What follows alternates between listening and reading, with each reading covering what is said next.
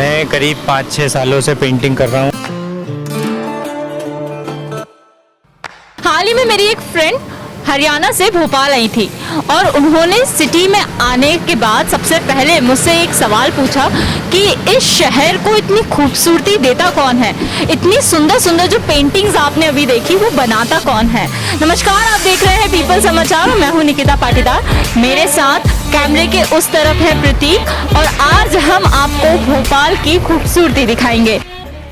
देश की सबसे खूबसूरत और स्वच्छ राजधानी भोपाल स्मार्ट सिटी के कामकाज में भी सरकारी रैंकिंग में देश के अन्य शहरों से आगे है और इस खूबसूरती को चार चांद लगाती है शहर की दीवारों पर बनी पेंटिंग्स।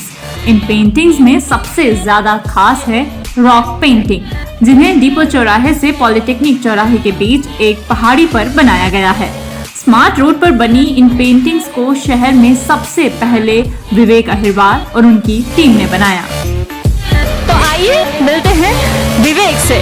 सबसे पहले हमारे दर्शकों को बताइए कि आप पेंटिंग से कितने सालों से जुड़े? मैं करीब 5-6 सालों से पेंटिंग कर रहा हूँ और जब मैं बचपन में स्कूल में था 4th-5th क्लास में, तभी से मेरा शौक इसमें रहा है पेंटिंग में जी।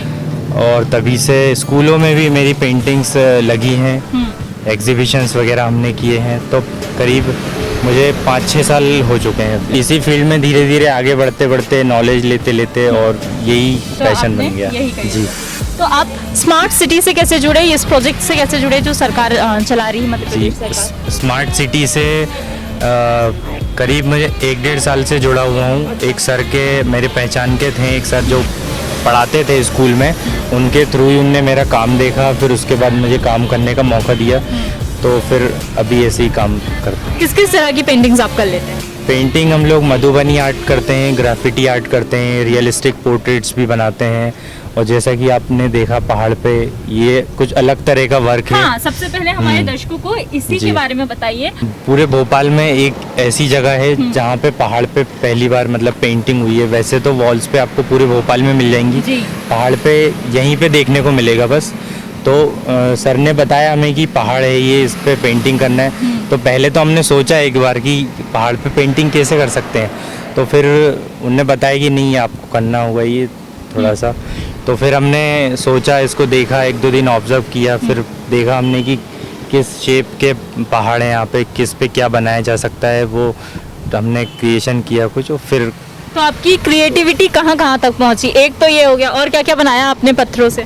और हमने ये आगे कुछ पेड़ का शेप बना के कुछ बंदर्स बैठे हुए हैं, आगे एक शेर बनाया है, हिरण बनाया है। अच्छा। उस टाइप का।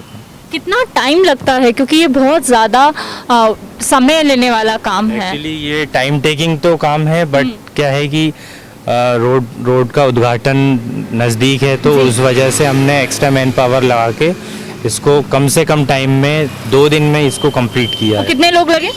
5 से 7 लोग हम टीम है। अभी तक मैं करीब 1 से 2,000 पेंटिंग्स बना चुका हूँ पूरे भोपाल में। अच्छा। इसी रोड पे मेरी कम से कम 1,000 के आसपास पेंटिंग्स हैं। ये प्लांटर्स भी हमने कंप्लीट किए हैं 3 दिन में। 3 दिन में कहाँ किस किस क्षेत्र में भोपाल के आपने? भोपाल में बैरागढ़ में काम किया हमने, कोलार में बहुत सारा काम किया है और पुराने भोपाल में भी हमने काम किया है। 7 नंबर पे पेंटिंग्स बनी है कुछ, वो भी बनाई है। ये थे विवेक हमारे साथ, जिन्होंने हमारे शहर को बहुत खूबसूरत बनाया है। इन्होंने हमारे शहर को अपने रंगों में रंगा है।